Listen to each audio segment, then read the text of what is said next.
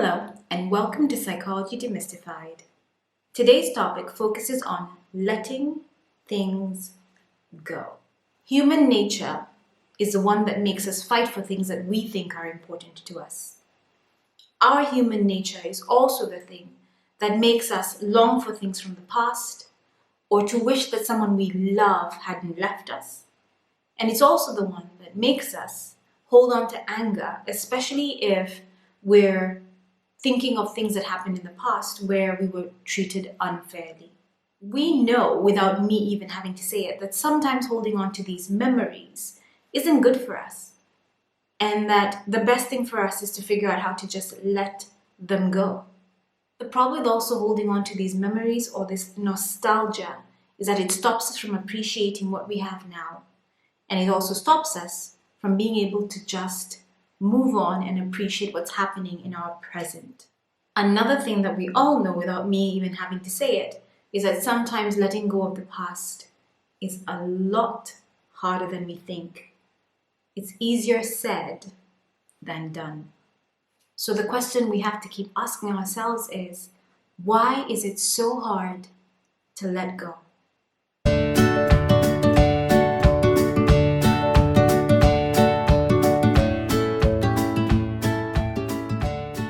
Someone named Baumgardner in 1990 said that one reason that we find it hard to let go of things and cling to things, even if we know that they're bad for us, is likely because the more we feel like we know ourselves, the more we like ourselves. So what does this even mean? This means that, for example, if we know ourselves as someone who's in a relationship with someone else, we know what that feels like. We know what that's about. And sometimes when that relationship ends, we don't know who we are without that relationship as the thing that we fall back on. For a lot of people, when they quit a job, even a job that they absolutely detest, then they feel like they don't know who they are without that job as a defining factor. Knowing who we are is such a huge part of us as human beings that when we let go of something, even something that's not good for us, we feel like it's a very scary place to be. We then find that we feel like we are uncertain about who we're going to be or what we're going to do without that thing in our lives. So as a result of all of this, we get stuck. We cling to the good things and the bad things, and we refuse to have acceptance come into our lives, and we also refuse to move on to something else. Something we all struggle to let go of is the past. A lot of times you find someone saying, oh, in the good old days we used to do this. In the good old days we used to do that. And it's something that we all do. We reminisce, we remember, and sometimes we romanticize and make something much better than it actually was. So our memories sometimes can be a clouded version of what the reality was. But still, we refuse to let go. We might long for someone we loved to come back into our lives. We might wish to rekindle a friendship that died a natural death ages ago. Or we might wish that someone was back in our lives and physically with us on earth long after they've passed away. So how can we work towards letting go? Here are some tips of how you could start.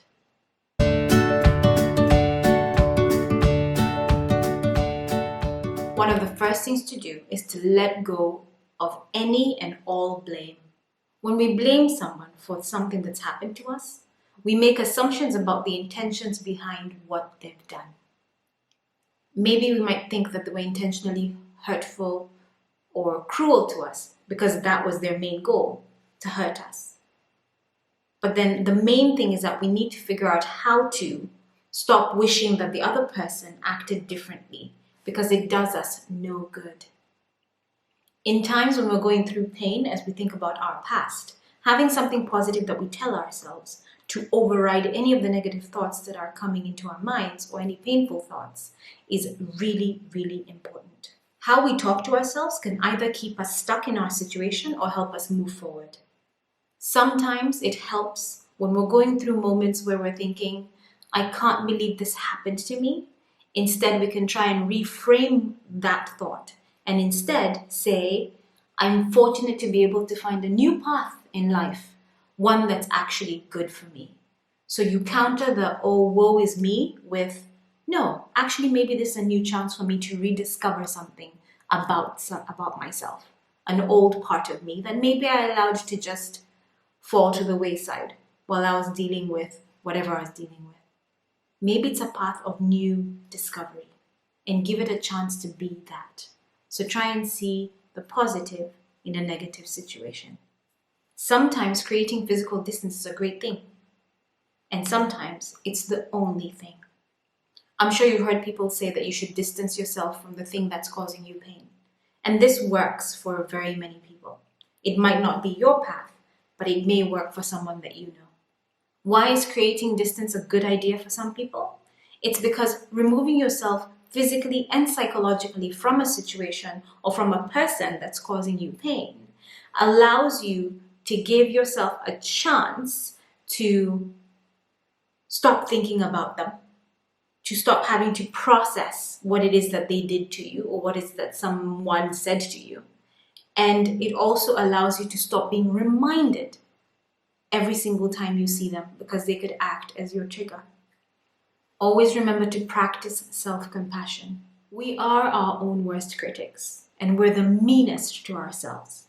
So practicing self-compassion is so important for everyone. In the words of Lisa Oliveira, hurt is inevitable, and we may not be able to avoid pain. However, we can choose to treat ourselves kindly and lovingly when it comes. This means that we need to learn to treat ourselves with the same kindness that we would treat a friend. It also means that we need to practice self-compassion. And most of all, it also means that we need to not compare our journeys with someone else's, because everyone's path is different. A really big one is accepting the fact that the other person who wronged you may never apologize. Waiting for an apology from someone who hurt you is the best way to slow down your entire process of letting go. If you're experiencing hurt and pain, sometimes you have to take responsibility for your own healing. And some of that sometimes means that you need to accept, acknowledge, and embrace the fact that you will never hear the words, I'm sorry, from the person that hurt you. And having that acceptance and knowing that sometimes you just have to inhale and just let it go allows you to take back some of the power that someone took from you when they hurt you. Another way to let go is to engage in self-care. A lot of people, when they think of self-care, they think that it's only about going to pamper yourself or going to a spa or doing your nails or going shopping. That's not what it is all the time. Sometimes self-care involves setting boundaries, saying no, doing things that bring you joy and comfort, and starting to listen to your own needs first. It means prioritizing you. The more we prioritize ourselves, the more we decide to make self-care part of our daily lives, the more empowered we become. As you make the choice to let go, surround yourself with people who fill you up, people who don't drain you, people who fill your cup. When you allow yourselves to lean on people who love and support you, be it family or friends, because you can choose your family through your friends as well, then you share the pain, you share the discomfort, you share whatever challenges you have, and by doing that, sometimes, because the burden is not so heavy, eventually you'll learn that you can let some things go. Another reason why it's important to lean on loved ones is because you limit isolation, and your loved ones will allow you to see all the good that's going on in your life, especially in times when you don't. Sometimes you just give yourself permission to forgive. Forgiveness of the person who wronged you and of the thing that they did to you, as hard as it may sound, sometimes it is the only thing that allows you to get rid of the guilt, the anger, and the disappointment that you're feeling. There's a quote that I heard years ago regarding forgiveness by Najwa Zebian that stays with me.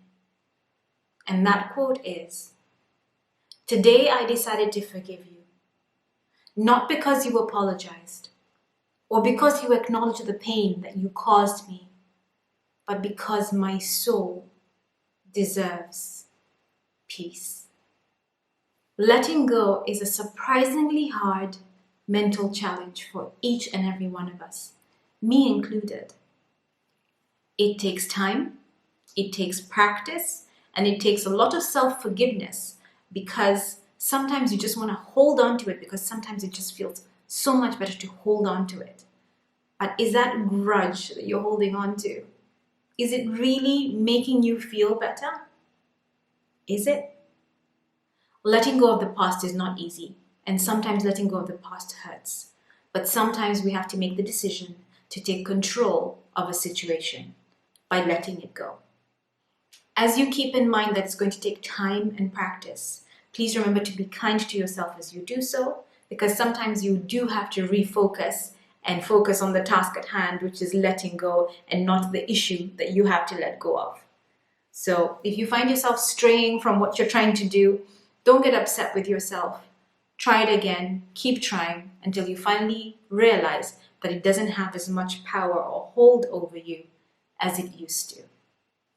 And whatever you do, don't forget to stop and celebrate the small victories, because you're going to have many of those on your path to letting go. Thank you so much for watching. Please remember to be kind, because it costs you nothing and it could mean the world to someone else. And to you, hugs and kindness.